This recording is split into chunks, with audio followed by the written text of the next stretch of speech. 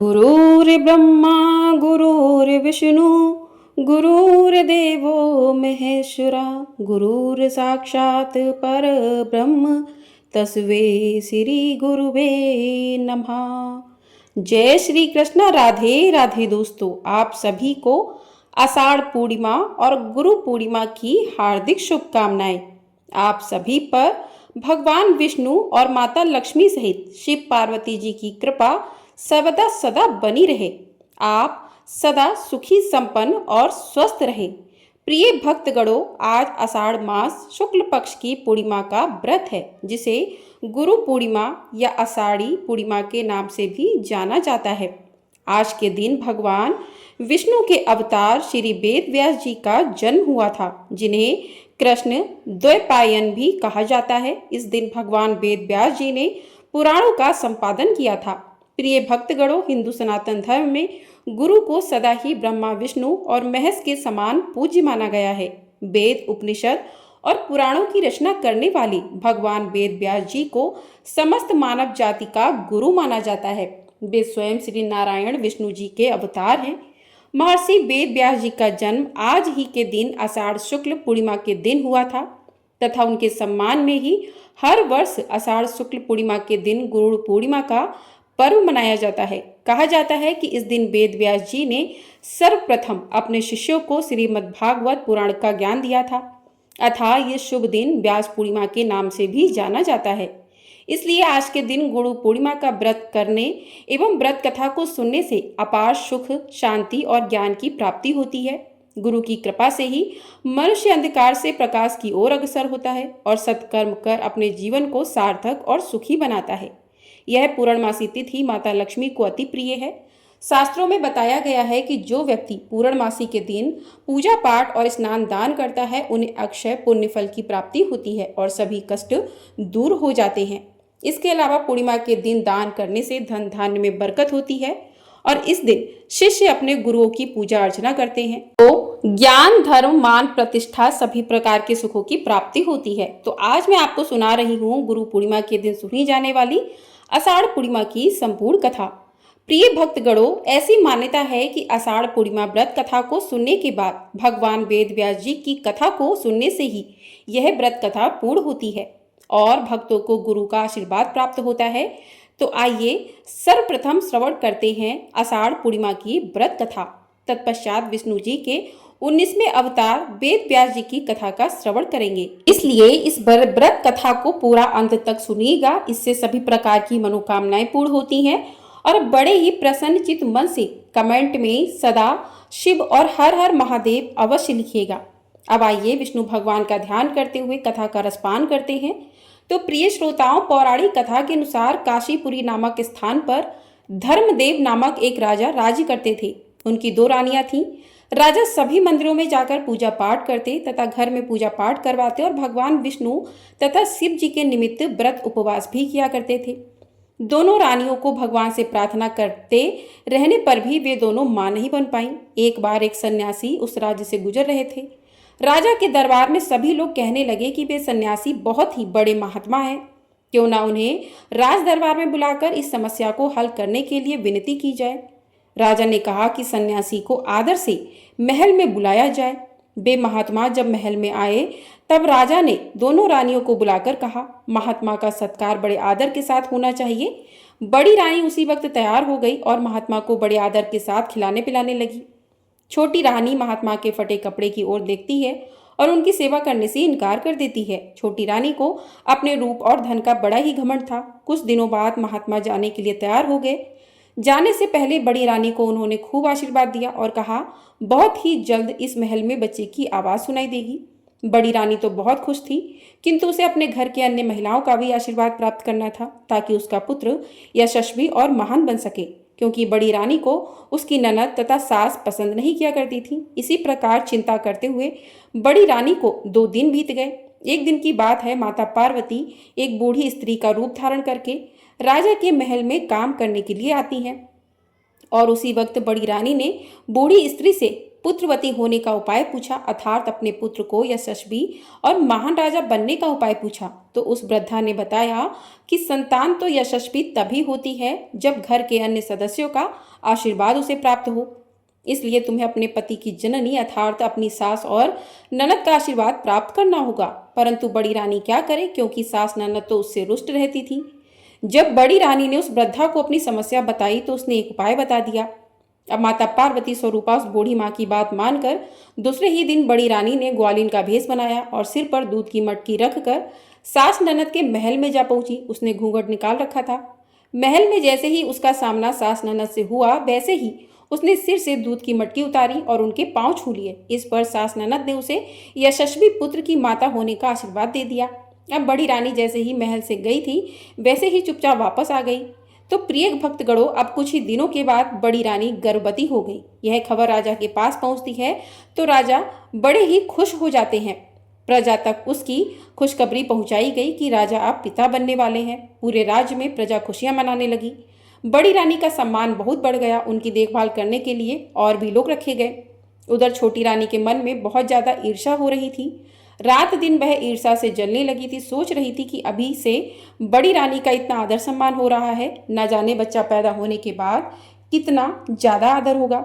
छोटी रानी की यह सोच सोचकर छटपटा रही थी। उसने राजमहल की दाई को बुलावा भेजा और उसे ढेर सारा धन देकर अपने साथ शामिल कर लिया और दोनों मिलकर षड्यंत्र करते हैं तथा रानी के प्रसव काल का इंतजार करने लगे। अब इसी प्रकार जब प्रसव समय नजदीक होता है तो एक दिन बड़ी रानी ने राजा से कहा कि वे चाहती हैं कि उन्हें जब प्रसव पीड़ा हो तब वे उनके पास उपस्थित रहें। यह सुनकर राजा ने कहा कि जब तुम्हें प्रसव पीड़ा में कोई कष्ट हो, तुम किसी भी प्रकार की चिंता मत करना। मैं तुम्हारे कक्ष में घंटियां बंधवा देता हूँ। जब तुम्हें प्रसव पीड़ा या कोई कष्ट हो तो तुम डोरी खींच देना। जैसे ही घंटी बजेगी मैं तुम्हारे पास चला आऊंगा। तुरंत ही बड़ी रानी के कक्ष में घंटियां लगवा दी गईं। एक दिन बड़ी रानी ने सोचा कि राजा की परीक्षा लेनी चाहिए कि मेरे बुलाने पर वे आते हैं या नहीं। उसने डोरी खींचकर घंटी बजा दी। घंटी की आवाज़ सुनते ही राजा छोटी रानी के समक्ष हाजिर हो गए। किंतु जब उन्हें पता चला कि रानी ने आजमाइश के लिए घंटी बजाकर व्यर्थ ही उन्हें परेशान किया है तो वह नाराज होकर राज दरबार में चले गए।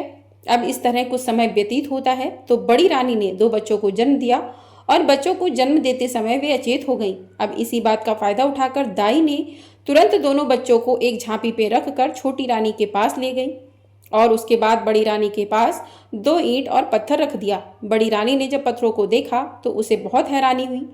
रानी मन ही मन विचार करने लगी कि यह कैसे हो सकता है। उधर राजा खुशी से झूमते हुए बड़ी रानी के पास पहुंचे और जब उन्होंने देखा बड़ी रानी 2 पत्थरों को आश्चर्य से देख रही हैं तो राजा वहीं रुक गए और दाई से पूछने लगे कि क्या बात है।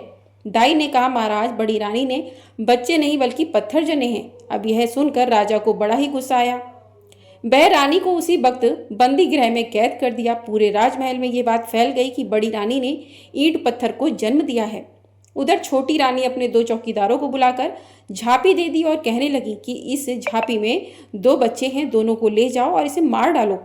दोनों चौकीदार झांपी लेकर जंगल में गए। झांपी खोलकर बच्चों को जब देखा तब दोनों ने निश्चय किया कि वह बच्चों को नहीं मारेंगे, वे इन्हें यहीं छोड़कर वापस घर के लिए चले जाएंगे। भगवान भोलेनाथ इनकी रक्षा करेंगे। यह सोचकर वह झांपी रखकर दोनों महल वापस आ गए। छोटी रानी ने पूछा, काम हो गया? तो उन्होंने कहा, हाँ महारानी साहब, काम हो गया। इधर बड़ी रानी कैद खाने में ही हर पूर्णमासी का व्रत करने लगी। तो प्रिय भक्तगणों, जिस दिन बड़ी रानी ने दोनों बच्चों को जन्म दिया था उस दिन आषाढ़ पूर्णिमा का दिन था। उसी दिन एक कुम्हार और कुम्हारन जंगल में मिट्टी लेने के लिए गए। वे दोनों निसंतान थे। जब उन्होंने जंगल में 2 बच्चों को पड़ा हुआ देखा तो वह उसे उठाकर अपने घर ले आए। इस बात का उन्होंने किसी से भी जिक्र नहीं किया ताकि कहीं बच्चा छीना न जाए। उस कुम्हारन ने दोनों बच्चों का बड़े ही लाड़ प्यार से पालन पोषण किया। जब दोनों लड़का और लड़की कुछ बड़े हुए और खिलौनों से खेलने लायक हो गए तो कुम्हार ने उनके खेलने के लिए मिट्टी का एक घोड़ा बना दिया। लड़का उस घोड़े को पानी के किनारे ले जाकर उसका मुंह पानी में डुबोकर कहता है, मिट्टी के घोड़े पानी पी घुटुर घू। अब उस जगह रानी की दासियां नहाने के लिए आया करती थी। एक दिन वे दासियां दोनों को रोज ऐसा करते हुए देखकर उन दासियों ने लड़की और लड़के से कहा कि हे कुम्हार के छोरे छोकरी, तुम दोनों पागल हो क्या? कहीं मिट्टी का घोड़ा भी पानी पीता है? लड़की और लड़के ने उत्तर दिया, सिर्फ मैं ही पागल नहीं हूँ, यह सारा संसार पागल है। क्या कहीं रानियों के गर्भ से कंकड़ और पत्थर पैदा होते हैं? दोनों लड़के और लड़की की बात सुनकर वह सारी स्त्रियां समझ गईं कि ये बड़ी रानी के पुत्र और पुत्री हैं। जब सब दासियां महल में लौट कर आईं तो उनमें से एक दासी छोटी रानी से यह सब बातें बताईं और यह भी बताया कि उनके सौतन की पुत्र और पुत्री एक कुम्हार के घर में पल रहे हैं। अब यह सुनते ही छोटी रानी ने उन्हें मरवाने का षड्यंत्र रचा और मैले कपड़े पहनकर कोप भवन में लेट गई। राजा के पूछने पर उसने कहा, जब तक हरिया कुम्हार का लड़का और लड़की मौत के घाट नहीं उतार दिए जाएंगे, मैं अन्न और जल ग्रहण नहीं करूंगी। राजा ने कहा, उसका अपराध क्या है? राजा के पूछने पर उसने कहा कि वह मेरे प्रिय दासियों को चिढ़ाते हैं। राजा समझदार थे, उन्होंने कहा कि इस अपराध के कारण उनकी हत्या नहीं की जा सकती। हाँ, रानी के चाहने पर उसे इस राज्य से निकाला जा सकता है। अब रानी मान गई। राजा ने कुम्हार के लड़के और लड़की को राज्य से निकाल दिया। इधर रानी लगातार हर महीने में पड़ने वाली पूर्णमासी का व्रत किया करती थी और भगवान विष्णु, शिव जी, माता लक्ष्मी, पार्वती के निमित्त पूजा पाठ कर अपने संतान उत्पत्ति के लिए प्रार्थना करने लगी।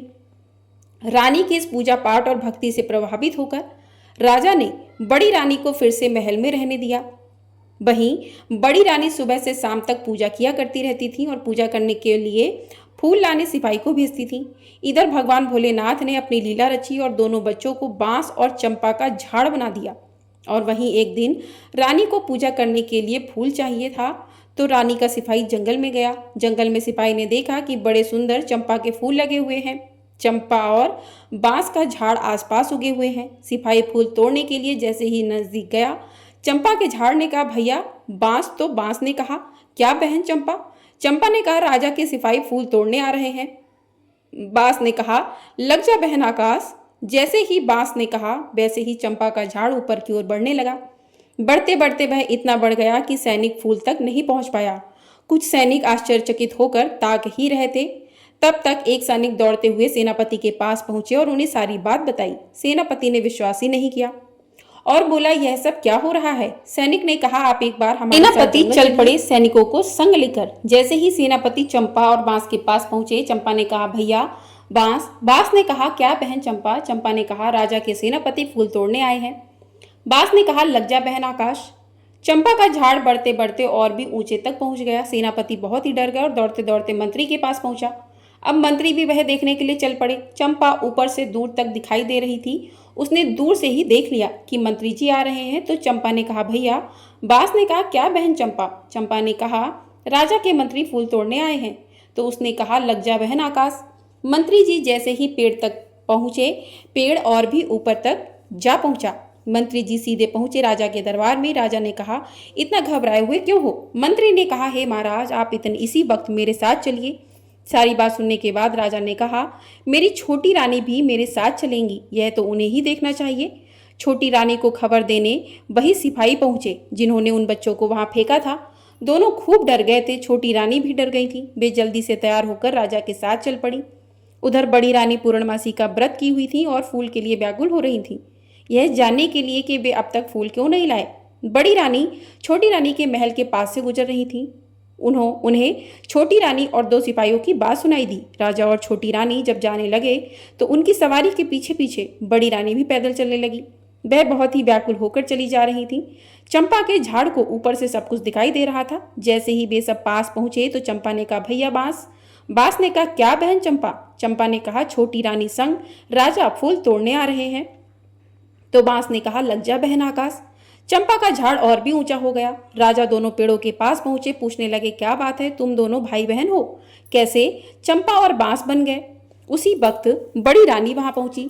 चंपा ने जोर से कहा, भैया बांस। बांस ने कहा, क्या बहन चंपा? चंपा ने कहा, हमारी माँ दुखियारी बड़ी रानी फूल तोड़ने आई है। तो बांस ने कहा, हे बहन, लग जाओ माँ के पाँव। चंपा जमीन में झुक गई और बड़ी रानी के पैरों के पास झूमने लगी। साथ ही साथ बांस का झाड़ भी झुककर बड़ी रानी के पैरों को छूने लगा। इसके बाद चंपा और बांस ने राजा को सारी बात बताई। राजा ने उसी वक्त छोटी रानी को कैद खाने में बंद करने का आदेश दिया। अंधेरी कोठरी में बंद होने की बात सुनकर छोटी रानी का रूह कांप गया और बड़ी रानी से माफी मांगने लगी। इस प्रकार बड़ी रानी बड़े दुखी मन से चंपा और बांस को देख रही थी कि वे दोनों मनुष्य कैसे बनेंगे। बड़ी रानी ने माता पार्वती और शिव जी का आह्वान किया और कहा कि यदि मैं पूर्णमासी का सच्चे मन से सच्चे हृदय से व्रत रखती आई हूँ, भगवान भोलेनाथ माता पार्वती की नित्य नियम से सच्चे मन से पूजा करती आई हूँ, तो मेरे दोनों बच्चे मेरे छूते ही पुनः अपने स्वरूप में हो जाएं। इतना कहने के बाद बड़ी रानी दोनों के करीब पहुंचकर दोनों से लिपट कर रोने लगी। जैसे ही उनके आंसुओं ने चंपा और बांस को छुआ, चंपा और बांस मनुष्य बन गए। बेटा बेटी को बड़ी रानी ने गले से लगा लिया और जाकर रथ में बैठ गई। राजा रानी दोनों बच्चों के साथ राजमहल की ओर चल पड़े। साथ में बाजा गाजा बजने लगा और पूरे राज में खुशियां फैल गईं तथा छोटी रानी सिपाही और दाई को उसके कर्मों का फल मिला। जो भी स्त्री पुरुष पूर्णमासी का व्रत रखते हैं उनके जीवन में कभी भी कष्ट नहीं आता।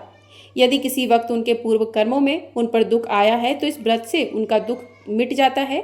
उन्हें धन पुत्र सौभाग्य की प्राप्ति होती है तथा जो कोई भी ईर्ष्या न करते हुए अपने कर्तव्य का निर्वाह करते हैं तथा भगवान पर विश्वास रखते हैं, उनका अवश्य ही कल्याण होता है।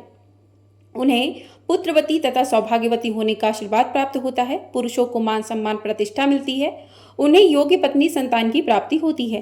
तो प्रेम से बोलिए पार्वती पते हर हर महादेव। तो प्रिय श्रोताओं, इस अवसर पर अब सुनते हैं गुरु पूर्णिमा की कुछ प्रेरणादायक कथाएं।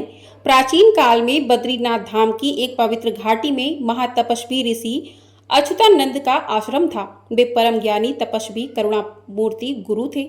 उनका तेज ऐसा था कि वन के हिंसक पशु भी उनके समक्ष शांत हो जाते थे। वे केवल वेद शास्त्र ही नहीं बल्कि आत्मा की मुक्ति और जीवन के रहस्यों की भी शिक्षा देते थे। उनके कई शिष्य थे, पर उनमें एक अत्यंत प्रिय और समर्पित शिष्य था, भवेश। वह विनम्र, सत्य प्रिय और अत्यंत श्रद्धालु था। गुरु उस पर विशेष स्नेह रखते थे। एक बार गुरु पूर्णिमा से एक दिन पहले ऋषि अच्युतानंद ने सभी शिष्यों से कहा कि भिक्षा केवल अन्न की नहीं होती, यह तपस्या का एक रूप है। आज तुम सब जाओ और सच्चे भाव से भिक्षा मांगो, परंतु वहां भी जाना जहां लोग धर्म से विमुख हो, जहां आस्तिक के साथ साथ नास्तिक लोग भी रहते हों। तब गुरु की आज्ञा लेकर सभी शिष्य अलग अलग दिशाओं में निकल पड़े। भवेश उत्तर दिशा की ओर गया और एक पाँव में एक गांव में पहुंच गया। वहां एक बड़ा सुंदर किंतु वीरान सा भवन देखा, जहां पर धूप दीप के कोई चिन्ह ही नहीं थे। वहां भवन दुष्कृत वर्मा नाम के व्यक्ति का था, जो घोर नास्तिक था। वह गुरु, वेद, ईश्वर सब भी नहीं मानता था। उसका मन केवल कटुता, अहंकार और भौतिक सुखों में ही डूबा रहता था। भवेश ने विनम्रता पूर्वक द्वार खटखटाया और कहा, मातृवत पृथ्वी, पितृवत देवता, अन्नम ब्रह्म, मुझे भिक्षा दे। सुनते ही दुष्कृत वर्मा क्रोधित होकर बोला, तुम पाखंडी लोग केवल भ्रम फैलाते हो। ना कोई ईश्वर है, ना कोई ब्रह्म। गुरु केवल कमजोरों का सहारा है। मेरे दरवाजे पर दोबारा मत आना। और फिर उसने भवेश को अपमानित कर मार पीट कर बाहर धकेल दिया। उस अपमान से भवेश का शरीर कुछ चोटिल हो गया, पर मन शांत रहा। और फिर जब वह लौटकर आश्रम में वापस पहुंचा, तब अच्युतानंद ने उसकी स्थिति देखी और कहा, भवेश, आज तूने केवल शरीर से नहीं आत्मा से भी भिक्षा मांगी है। जो अहंकारी को भी ईश्वरीय दर्शन दे वही सच्चा शिष्य होता है। अब समय है कि मैं उस दुष्कृत के अंधकार को मिटाऊं। अब गुरु ने ध्यान लगाया और अपने योग बल से दुष्कृत वर्मा के पूर्वजों की आत्मा को बुलाया। उसी रात दुष्कृत को स्वप्न आया। उसके पितरों ने कहा, ओ मूढ़, तूने जिस दिव्य बालक को अपमानित करके लौटाया है वह तपस्वी आत्मा है। उसके पीछे जो गुरु है वे स्वयं ब्रह्म के अंश हैं। यदि अब तू ना सुधरा तो तेरा पतन निश्चित है।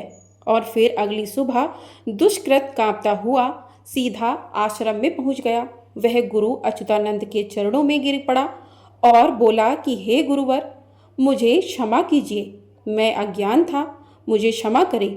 मैंने आपके शिष्य को पीड़ा दी है। मैं अब सब कुछ त्याग कर आपकी शरण चाहता हूँ। गुरु तो गुरु होते हैं, सबको एक समान समझते हैं, सबके दोषों को क्षमा कर देते हैं। गुरु ने उसे उठाया और कहा, ज्ञान का दीप जब किसी के भीतर जल जाए तो अंधकार का अंत निश्चित है। तुम अब सेवा और तप में जीवन बिताओ। तब से दुष्कृत ने न केवल अपने जीवन को बदला, बल्कि उसी घर को दत्त सेवा धाम नाम देकर उसमें अन्नदान, विद्यादान और धार्मिक कार्य शुरू कर दिए। फिर अगले वर्ष गुरु पूर्णिमा के दिन जब गुरु अच्युतानंद अपने शिष्यों के बीच बैठे थे, उन्होंने भवेश को बुलाकर कहा कि जो स्वयं पीड़ा सहकर भी किसी को प्रकाश की ओर ले जाए, वही सच्चा दीपक है। आज तूने न केवल अपना धर्म निभाया, बल्कि एक आत्मा का भी उद्धार किया है। गुरु के यह वचन सुनकर सभी शिष्यों की आंखों में से आंसू थे। इस प्रकार गुरु की शरण में केवल ज्ञान ही नहीं मिलता, अज्ञान मिटता है, संपूर्ण जीवन बदलता है। और जब शिष्य धर्म पथ पर अडिग हो, तब स्वयं काल भी मार्ग से हटता है। सभी प्रेम से बोलिए गुरु देवता की जय। यह थी गुरु पूर्णिमा की पहली कहानी। अब सुनिए महर्षि वेद व्यास जी से संबंधित पौराणिक कथा। प्रिय श्रोताओं, महर्षि वेद व्यास जी को भगवान विष्णु का ही अंश माना गया है। वेद व्यास जी की माता का नाम सत्यवती और पिता का नाम ऋषि पराशर था। महर्षि वेद व्यास जी को बचपन से ही अध्यात्म में बहुत रुचि थी। एक बार उन्होंने अपने माता पिता से प्रभु के दर्शन करने की इच्छा प्रकट की और वन में तपस्या करने की आज्ञा मांगी। वेद व्यास जी की इस बात को सुनकर उनकी माता ने उन्हें वन जाने को मना कर दिया। माँ की इस बात को सुनकर वेद व्यास जी वन जाने की हट करने लगे। वेद व्यास जी के जिद करने के कारण माता सत्यवती को उन्हें वन जाने की अनुमति देनी ही पड़ी। जब वेद व्यास जी वन की ओर जा रहे थे, तब उनकी माता ने उनसे कहा कि जब तुम्हें अपने घर की याद आ जाए तो तुम वापस आ जाना। माता के इस वचन को सुनकर वेद व्यास जी वन की तरफ चल पड़े। वन में जाकर उन्होंने बहुत कठिन तपस्या की। तब भगवान के आशीर्वाद से वेद व्यास जी को संस्कृत भाषा का ज्ञान हो गया। इसके बाद उन्होंने वेद, महाभारत, 18 महापुराणों और ब्रह्मा सूत्रों की रचना की। लोगों को वेदों का ज्ञान देने के कारण आज इन्हें गुरु पूर्णिमा के दिन प्रथम गुरु के रूप में हम याद करते हैं। गुरु पूर्णिमा का जब जब नाम आता है, तब तब गुरु भक्त आरुणि का नाम भी लिया जाता है। और गुरु भक्त आरुणि की यह कथा अगर हो सके तो अपने घर के नन्हे मुन्ने बच्चों को भी जरूर सुनाएं, क्योंकि इस कलयुग में अब हर रिश्ते में, रिश्तों के मान सम्मान में, मान मर्यादाओं में कमी आने लगी है। ऐसे में हर घर में गुरु भक्त आरुणि की कथा जरूर सुनानी चाहिए।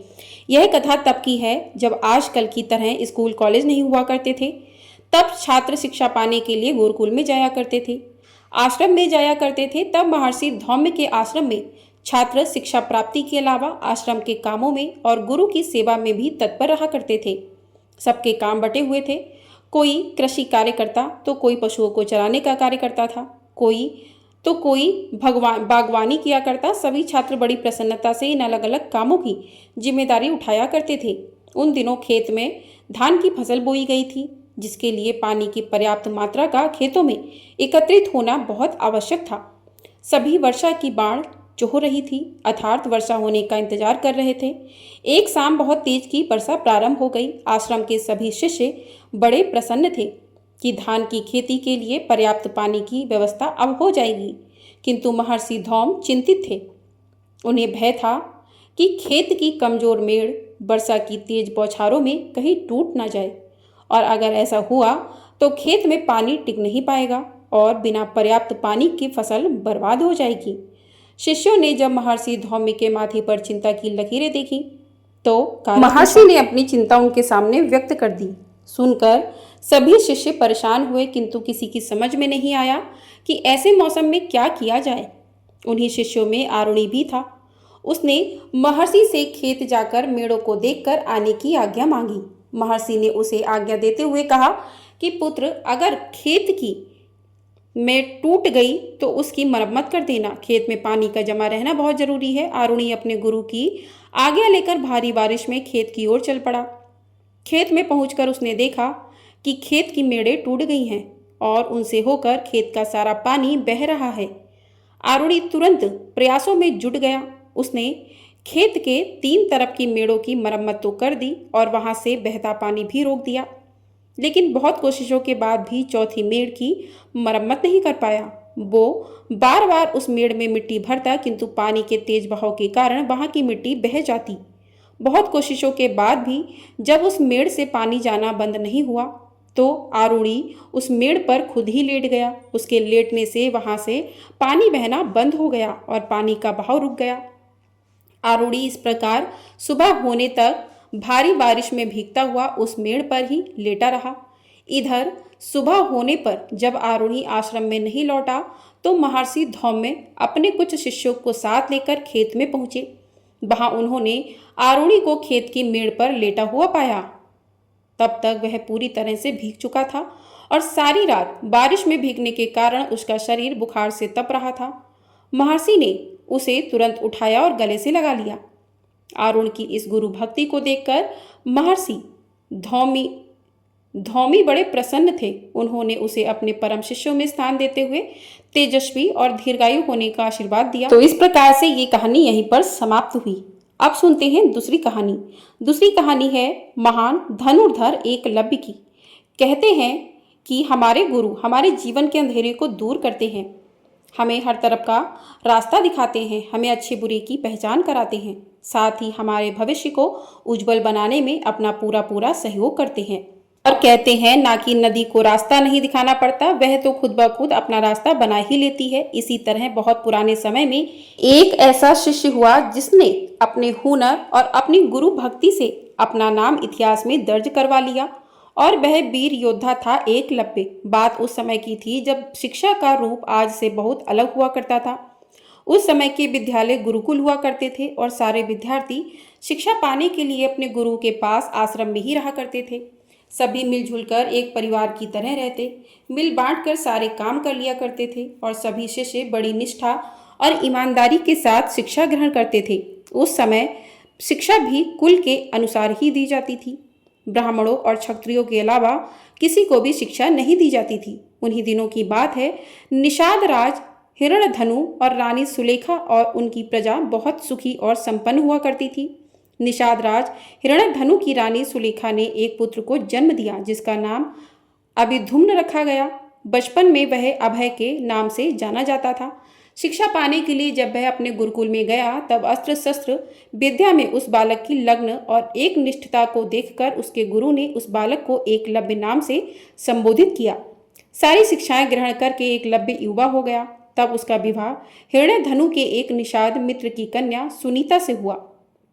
एकलव्य को अपनी धनुर्विद्या से संतुष्टि नहीं थी, इस कारण धनुर्विद्या की और उच्च शिक्षा प्राप्त करने के लिए उसने उस समय धनुर्विद्या में दक्ष गुरु द्रोण के पास जाने का फैसला किया।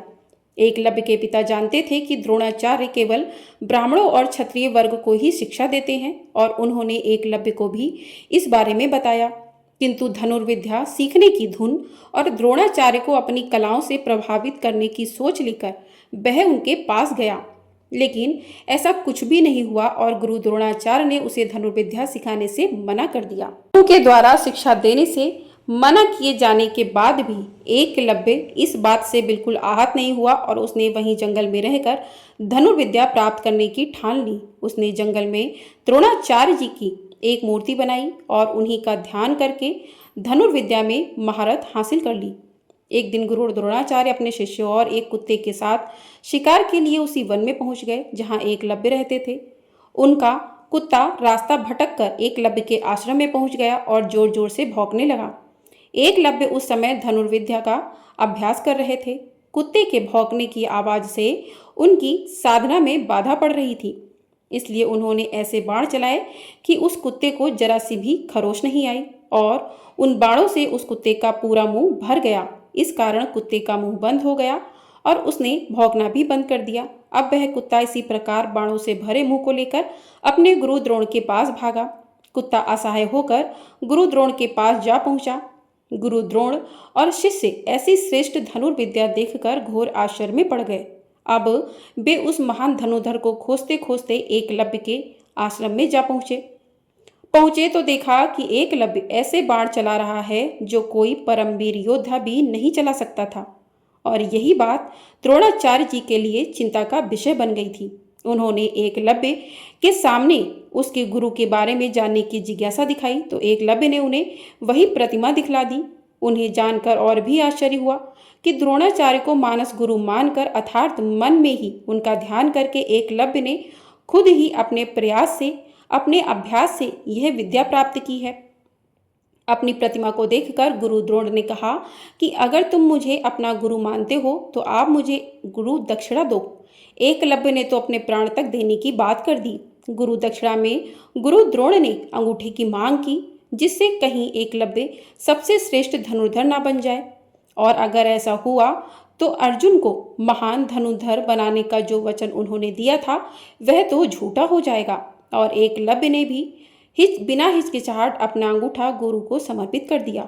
एकलव्य की इस गुरु भक्ति से गुरु द्रोण बहुत प्रसन्न हुए और उन्होंने एकलव्य को आशीर्वाद दिया। साथ ही कहा कि आज के बाद इतिहास में जब जब गुरु भक्ति का नाम आएगा तो एकलव्य की गुरु भक्ति का नाम सबसे पहले लिया जाएगा। ये थी गुरु पूर्णिमा की कुछ कथाएं।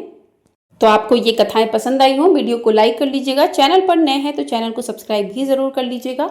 आपको हमारे चैनल पर कल से सावन मास की कथाएं प्रतिदिन सुनाई जाएंगी और सावन में किन किन नियमों का पालन करना चाहिए सभी वीडियो आपको समय पर दी जाएंगी। तो चैनल को सब्सक्राइब नहीं किया है तो चैनल को सब्सक्राइब ज़रूर कर लीजिएगा और कमेंट बॉक्स में अपने अपने गुरु भगवान का नाम भी अवश्य लिखिएगा। प्रेम से बोलिए भगवान भोलेनाथ की जय।